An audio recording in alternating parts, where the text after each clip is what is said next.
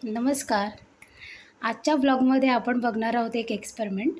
त्यासाठी आपण एक काचेचा ग्लास घेतलेला आहे, लिंबू घेतलेला आहे आणि एक छोटी वाटी मिठाची घेतलेली आहे.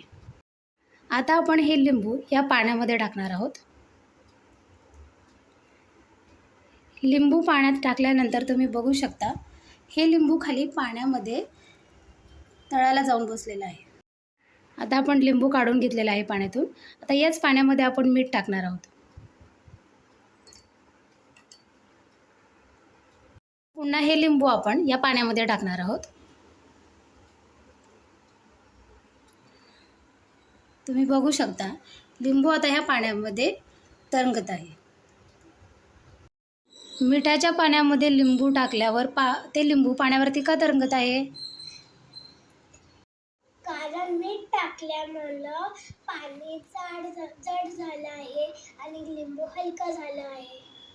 एका ग्लासामध्ये आपण तेच लिंबू टाकलेलं आहे. तुम्ही बघू शकता इथं हे लिंबू पाण्यामध्ये खाली बुडत आहे. असं का होत आहे? कारण ते पाणी हलकं आहे.